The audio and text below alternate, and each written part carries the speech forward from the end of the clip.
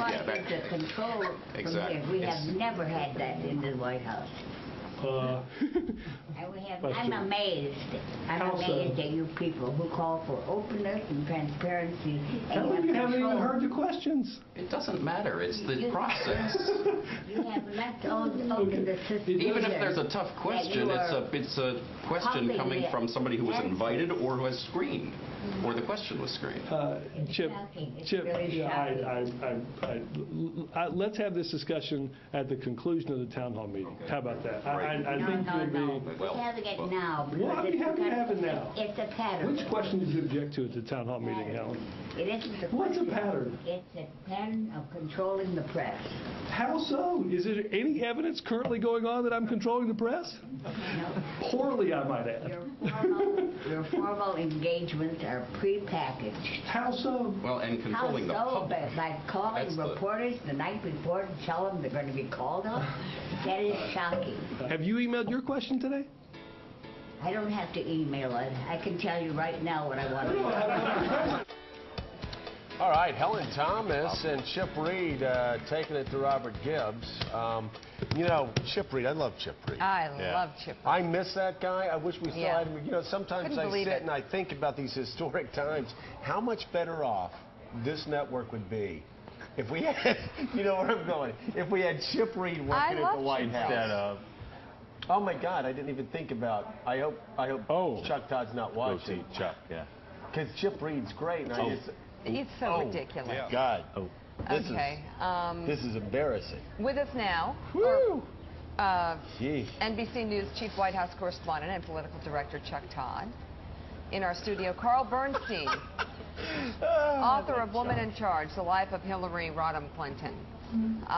Chuck, hi. Chuck, you're the best. Hi. You're the best in the business. Well, I know you're not the best in the business, Joe, so that's good. Oh, my God. Boy, that sure was a comeback. Oh.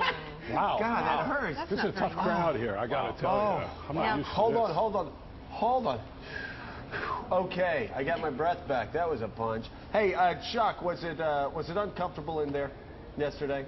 No, it was great. I mean, you know, Robert was looking for a lifeline, and we were all like, off to you, Helen. Everybody was just going to let her go and go and go on that one because we knew he couldn't, you know, you can dismiss a lot of folks if, you know, he can get snarky with a lot of us.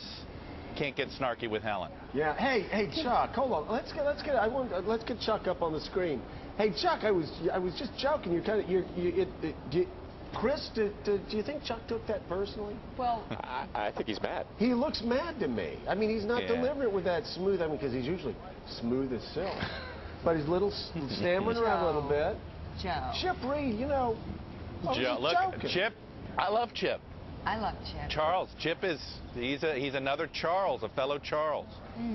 Let's talk about the White House. He's my buddy on these foreign trips. Really just going off. Okay, Joe. I want to talk more about the press. No, he's not. There's a really interesting point, though. Yes, Carl. Well, we're trying to avoid that. And I love Helen Thomas. I've known her going on 50 years, literally. And that is, it's time for the press to stop whining. And also, you know... Did you say that during the Bush era? Absolutely. Absolutely. I think, you know, that getting stories is about getting out of the chair and getting out of the White House and going around and talking to sources. And this idea that you do news by shouting questions at the press secretary, it's a vehicle.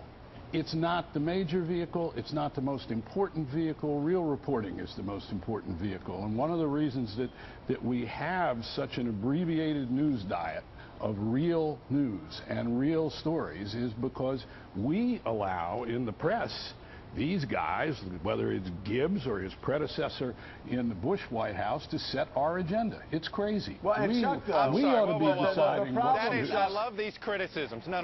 I love these criticisms. That isn't true. Carl, we do go out. You know, the fact is, I know you do. You know, the press briefing is, as you said, it is a vehicle simply to get information about what's going to happen tomorrow.